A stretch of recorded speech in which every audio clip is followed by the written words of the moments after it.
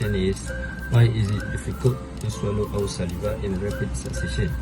Is swallowing a completely voluntary action? Yes, it is really difficult to swallow our saliva in rapid succession. It is because swallowing is a partly reflex action, while the first part of swallowing, which is moving saliva to the back of the mouth, is a voluntary action. The rest of the process is controlled automatically by the swallowing reflex. Once the reflex is triggered, the brain needs a moment to reset before it can be triggered again. That's why it is hard to keep swallowing repeatedly without pause. So the second question is, explain the ability to swallow in rapid succession when drinking water compared to just swallowing saliva in your mouth cavity. So when drinking water, the continuous flow of liquid helps to trigger the swallowing reflex more easily and repeatedly. This gives a strong signal to the brain to keep swallowing. In contrast, when swallowing only saliva, you don't have the same strong stimulus, so it's much harder to swallow quickly one after another. So for experiment 5.2, which is reaction time to sight, the question is there any evidence that the subject improves with practice? So based on the data, there is no clear evidence that the subject improves with practice. The subject's reaction times do not consistently decrease over the 10 trials. Instead, the time is fluctuate. For example, the subject's time in trial 1 is 2.48 seconds, then it increased to over 4 seconds in trial 4 and later fluctuates around 3.6 to 3.99 in the last few trials. If the subject were improving with practice, we will expect a steady decrease in time, but that pattern is not seen here.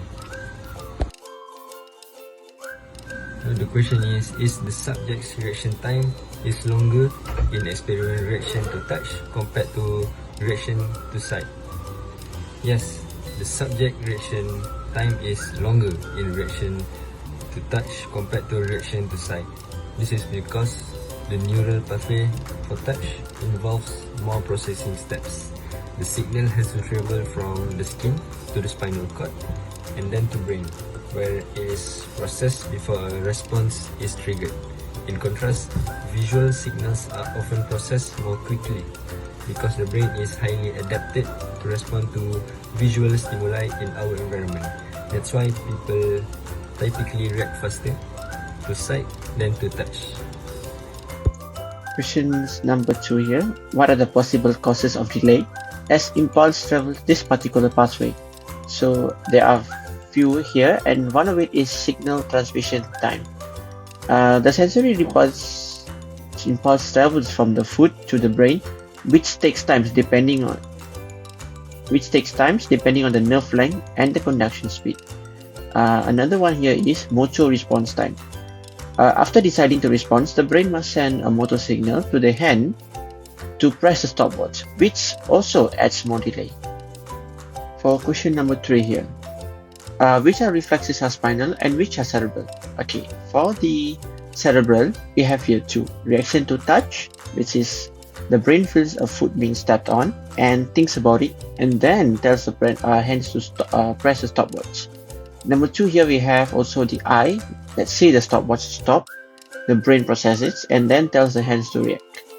The other one with the reflexes is spinal reflex is like the knee jerk, which happens automatically without the brain thinking. For questions number 4, what are the reflexes are shown by humans? What part of the CNS, spinal or cerebral are involved in each use? Okay, here we have actually 4. One of it is the knee jerk reflex. This is a spinal reflex and it happens automatically. Okay, number 2 is the blink reflex. This can also be a spinal or cerebral. A sudden touch or objects near the eye causes automatic blink, like while blinking in the response of a bright light is controlled by the brain. Number 3 here is we have withdrawal reflex. This is a spinal reflex. For example, quickly pulling the hand away from something that is, for example, hot, or is automatic and also processed by the spinal cord. Last but not least is the pupil reflex, which is also a cerebral reflex. involving the brainstem, the pupils shrink in response to bright light.